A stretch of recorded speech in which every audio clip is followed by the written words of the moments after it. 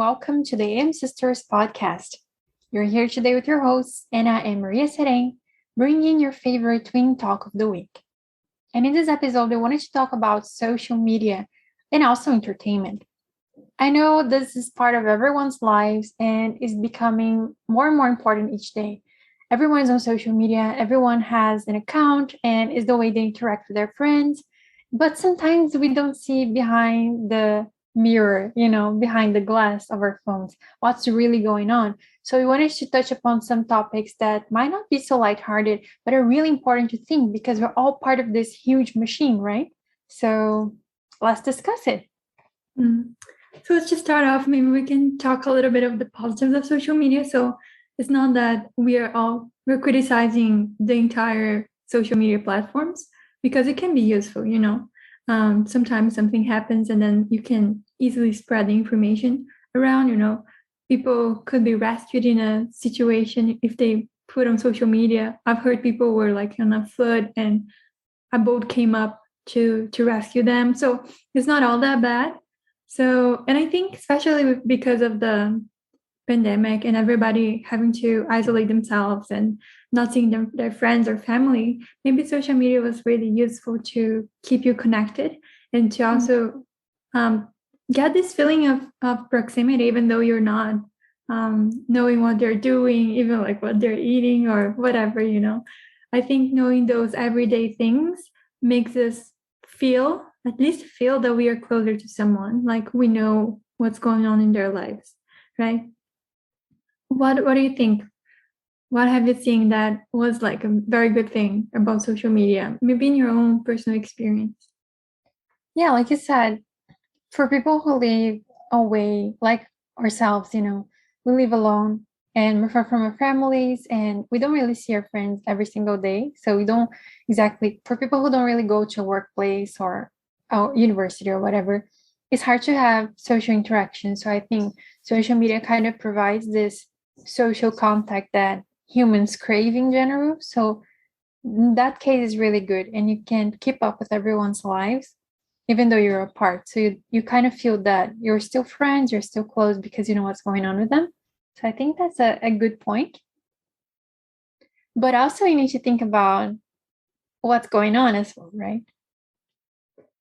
But I feel like in this situation, this particular situation that we are far away from each other, or that, like in our case, we're living in a different country, can be really useful. But what about, young people who see their friends every day using social media? The experience is very, very different because it's not like really to get in touch with someone, but it's really about showing up with a different persona somehow, or trying to portray an ideal image of who you are, of your lifestyle, or any of those things, when actually that may not be the case, or it must be even causing some pressure on them to be able to portray themselves in that way, right? I totally. Yeah, even the day-to-day use of social media, depending on the person, depending on the case, can be quite murky, can be a little bit detrimental already. Yeah. Yeah, so I think also the way social media is built in, the platforms and everything, people can get really distracted by social media, I feel, because the information is so fast and like it's like your eyelids are twitching with like constantly new information and just keep scrolling, especially like platforms like TikTok or now Instagram has reels and all those things. It's the attention span is really, really short. And it's really hard to see how this is going to work. And I think a lot of big power is using that to their advantage, because it's good for them, for population to get distracted so they don't pay attention on big topics or things that matter to them, right? So we were discussing some points we wanted to touch upon this video. And the first one is like the politics of bread and circuses. And I feel like social media applies to this because if you think about it, this bread and circuses have been used historically. It started in the Roman Empire Go ahead. Maybe we can explain first what it is, right? Maybe some people never heard of Yeah. this term. Yeah, so I'm going to explain like with the term, because if you think about it, like bread and circuses is like food and entertainment. So you let people get the food they need, let them be fed their basic needs, and let them be entertained, and they won't complain. They won't act against the government. They won't do anything to cause upheavals or change, right? Yes. And so, like I said, it became like it was actually a satirical poet who used this term for the first time during the Roman Empire to explain like the gladiators, because that was the big entertainment at that time. And I think this thing kept being using historically ever since, or even before, but it didn't have a name per se. So I was telling my sister, even like if you think about Paris and Versailles, and that whole castle was built by Louis XIV because he wanted to put the royal court into a place altogether outside Paris and make them have their luxurious lifestyle, their opulent parties, and all those things. So actually, it could gather again, and the power, the political power, the nobility was trying to take over and actually control them because they were just so, you know, in their own little world and not really caring so much about politics anymore. And I think this can lead us to think, what about the present? What is our bread and circuses, Like, what are the distractions that are being fed to us all the time so we don't pay attention? At the beginning, it might not have been the government, of course, it wasn't the government who created social media, but the data available there is being used not only by big companies that want to sell us things all the time, but also by governments. So, and I think it's so clear that this is happening on social media because maybe in the beginning we saw more like personal accounts of people just, showing their stuff to their friends. But now we see like it's really towards entertainment. People creating stuff, people creating content, those little dances and, funny reactions of stuff, or maybe even filming their puppies or whatever. So the users themselves are creating this type of entertainment for themselves because they want to get, attention and recognition in those platforms. So it's become like an entertainment platform that can be used by anyone, and that any creator can use that for free. Not really, right? But and the funny thing also, like you said, not only big companies can use that, but also the government, but also they're shaping the way we behave. It's not only like they're observing our behavior and knowing how to use that in their favor, but they are actually being able to input some information in us, and change the way we perceive things and change our behavior and our ideas on many, many things. yeah. Even like the disengagement maybe on relevant issues can also be one of them, right? Because it's crazy to think like you're watching the stories on Instagram, for example, the same amount of time that you're going to spend watching, like seeing someone's post about, I don't know, a funny dance or puppies or this and that, is the same amount of time you're going to spend someone who really posted something about climate change, or someone who posted something about civil war. And it's just the same time and relevance that are given to any topic. And I think our brains cannot process that information very well. And it's really distracting because you see a very bad news and you're like worried about that. But 1 second, less than 1 second after, you're actually seeing something funny. So I think it's really hard for or hardwired physical structure of brain to deal with that information. Like, what's really important here? And like you said, those systems, they're built with like machine learning, right? So everything we do, they can track better than a human. So it's constantly improving, constantly learning our behavior, and they can tell who we are, our taste, our emotional state, our cravings, our desires, our weaknesses, everything is really insane. And like you said, it's not like, of course, our data is a product. Like if it's for free, it's not really for free, right? If someone is giving us, maybe we're the product. And it's not only our data, but like our behavior, how we are interacting with those brands, with those platforms, with with each etc. other. With each other, yeah. So it's really important to take a deeper look into that because it's so ingrained in our daily life, social media, and it kind of creates an addictive pattern because it is. The whole device is created to give you a dopamine rush, right? So you want to keep coming back. And the interesting thing is that because they know so much about you, they can predict things.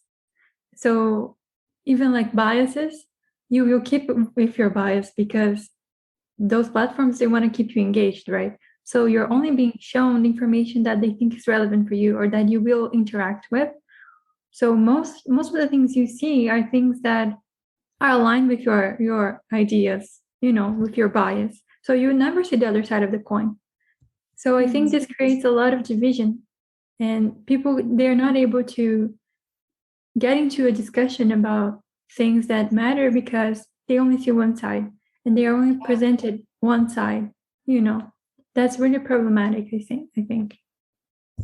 And like, I don't know if you guys that are listening to us watch The Social Dilemma, the documentary, but I think it's fascinating how Tristan Harris, he explains like that fake news spreads 6 times faster than real news on social media.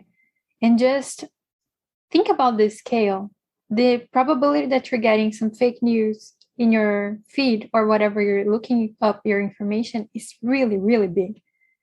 And of course it's going to cause division because the more sensationalistic, the more, the contrast, the bigger the contrast, the more traction it gains. Yeah. So of course it's going to create polarity. And if you watch the documentary, it's really scary. Like people ask, like, so what's the biggest, like, what are you afraid is going to happen to those like specialists that work in Google and Facebook, Twitter, etc. And some of them are like civil war. On the short term, civil war. And this can happen because they're manipulating elections and democracy and patterns of voting or not voting at all. So it's really scary how things can get manipulated. And we're just like puppets, Because maybe sometimes we don't perceive that things on the small scale, things on our day-to-day activities, they can really influence things on the big scale. Maybe they think, oh, I'm only going to change my behavior or something if there's like a governmental intervention, like a public health intervention, like now everyone has masks and they cannot stay in closed spaces very close to people. So that's like a very big external intervention. But actually, the small things in our day-to-day life, they also change the way we behave, and they also change, if there's the same input every day on your mind, suddenly you don't even realize, but you're already believing that. Yeah. Even though in the first place you thought, oh, that's crap, but then after a while, you're really, even without knowing sometimes. For sure. And I think they use psychology very, very well, like the engineers who are programming this and like the designers for those apps. And I think it's important to talk about social validation, right? I mean, intertwined with social media. Yeah, because Instagram has around 1 billion users, TikTok 1.1 billion. That's a lot of people. That's really a lot of people. And they're all being shaped basically to learn how to interact with this screen, with this app. And like we were talking about, we as humans, we have certain needs, right? Everyone craves attention. Everyone craves, have this desire to be seen and heard and understood. And if you have like this platform in your hand that is giving you that, of course you're gonna like it. Who wouldn't like it, right? But the thing is, when we get our social validation only from that, it can mess up our psyche really bad and cause a lot of like mental health issues. And also, I mean, those platforms are competing to see which one can bring you more validation faster. So they know how your mind works. And at some point, like your subconscious is being tricked into this game of cards, right? Because consciously you're like, of course I don't need a like to be okay with myself. But down deep, do you really don't need your friend to say, hey, like, I recognize you. I see you. I like you, you know? So it's really complicated. I think also, especially like I mentioned before, especially with younger people, like teenagers, they still don't know. I mean, some know, but most of them they don't really know who they are. They're still figuring out, who they are. They're still figuring out what kind of people they like, what friends are good for them or not. So many things, right? About their personality, their lifestyle, whatever. So sharing this openly is very vulnerable, I think, for them. But it's I guess, the most vulnerable population that gets more into that somehow, those teenagers. Because, like you said, in this stage of life, having social validation is like maybe the most important things for them, especially because of how schools work and all that, which is very bad, in my opinion. So, they want to be popular and have many friends and all. So I think they can, they can be trapped in that situation with social media.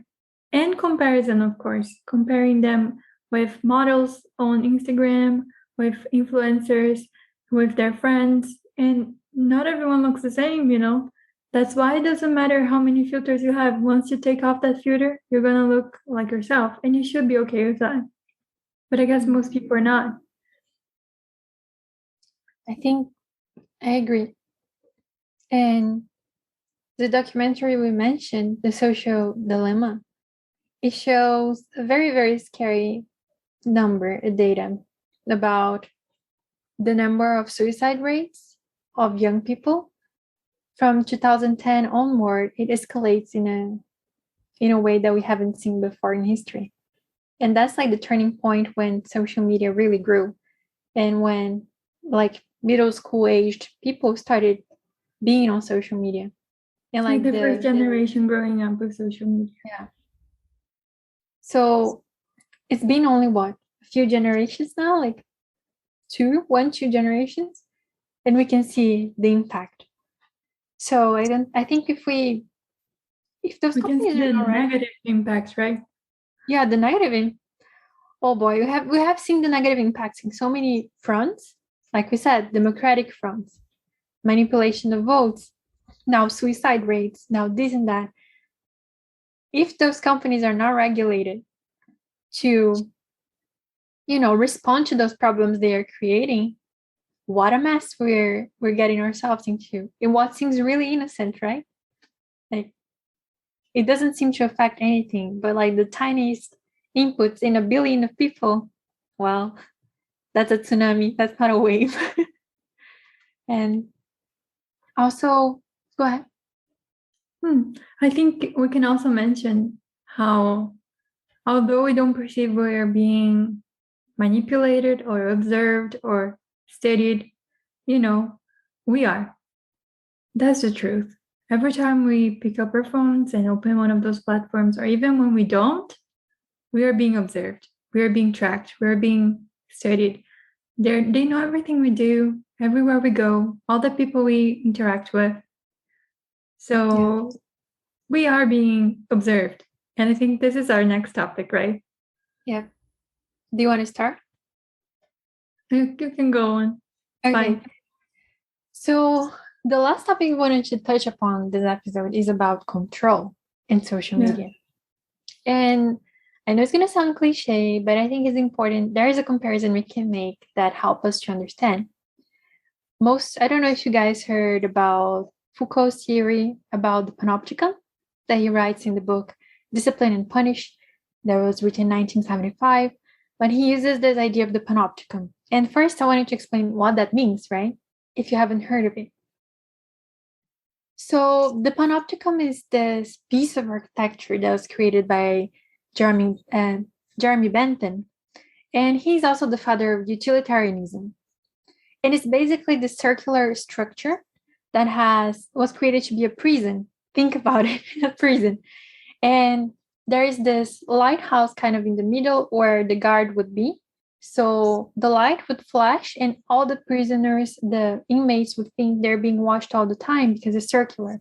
So the person in the middle can watch everyone all the time. And because the light is coming from the inside, they cannot see if they're being watched or not. So they have this constant fear that they might, if they do something wrong, they'll get punished because they're being observed. And I think this makes a pretty easy metaphor for many things that are happening nowadays. And of course, I mean, this was first, actually, there wasn't even Jeremy who created this. It was his brother who was working, it was like industrial revolution at that time. And his brother was working in Russia and like training some unskilled workers in Russia. And he said like it was really hard to see if everyone was doing the proper job. So he created the circular structure so he could watch the workers to see if they were doing properly. And then Jeremy visited him and said, "Oh, that's a great idea. Let's do the prison like this." But they use it for sure for many other things, right? Yeah. Prisons. Yeah. So I mean, stadiums can be like that.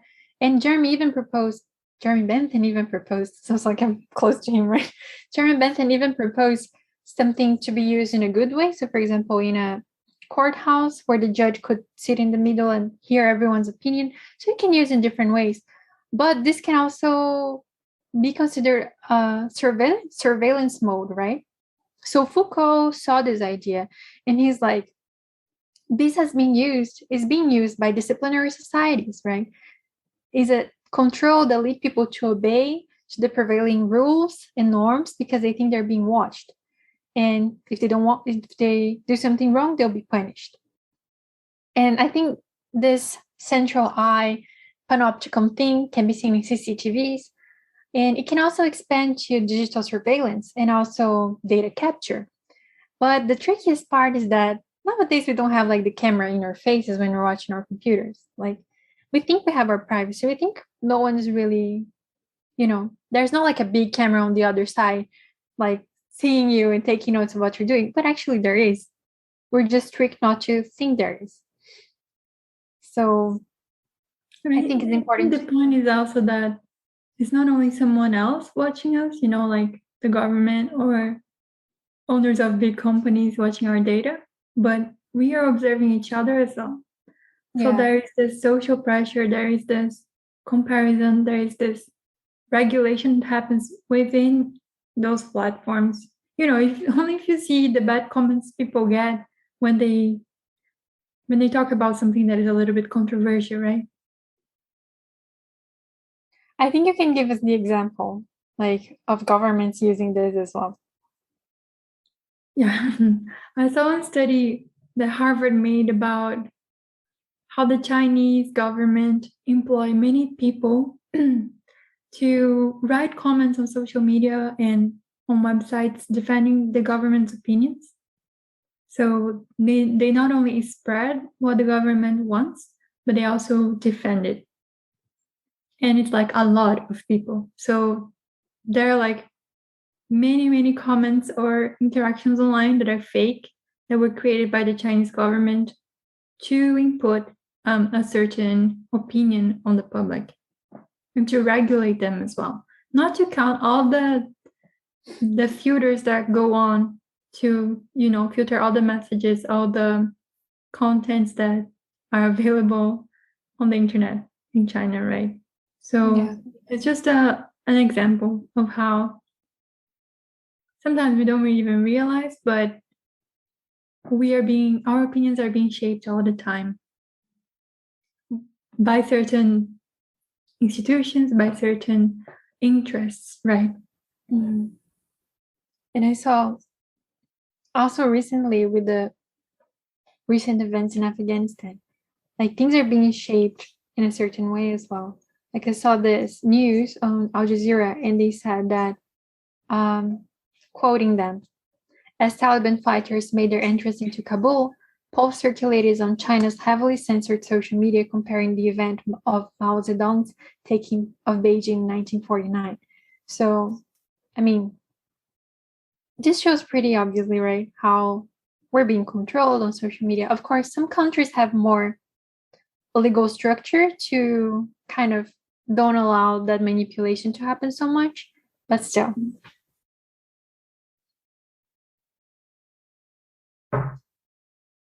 So we wanted to go ahead. So I guess we wanted to talk about this today because with everything that is going on in the world and knowing that everyone is using those platforms, I think it's important to bring up those topics and to discuss, how much are you aware that you're being used by those companies and by institutions as well, and be a little bit aware. Of course, it can be fun and can be nice to contact your friends and, post beautiful pictures online, but also be aware of what's going on behind the scenes, right? And that you're also being manipulated by it. So, yeah, I think it's important. Yeah. We're not saying like delete your social media, of course not. We also have social media. But what we're saying is just pay attention to what's going on. If know that you're in a certain rabbit hole, know the world is bigger than your feet, and try to get informed. And if you're willing to use the social media for a certain purpose, know why the social media works in a certain way. Don't get just blindly into anything. So what we want to say is like get informed. That's all we want to tell the world. And you can also do little things like use search engines that don't track your search history. You can install like Chrome extensions that delete stuff for you, and like follow different, like read different newspapers and all those things. Like try to get outside your bubble because the bubble is being created for you. You can put a tape on your camera. Yeah, put a tape on your camera, people. Like you can buy those little things or just like a sticker, anything will work. But yeah, do what you can to protect yourself. And I mean, you don't want to be just another puppet in the whole puppetry scene, right? So become a human being with a thinking mind. That's all we want to spread. So I hope you guys enjoyed this conversation. If you did, please leave us a like, comment down below and share with your friends, or leave us a review on the podcast. We really appreciate it. Thank you very much for your time and for listening to this podcast. And I hope to see you in the next episode. Thank you very much. See you next week. And if you have any suggestion of videos or topics you want to listen here, just let us know. Thank you so much. Goodbye.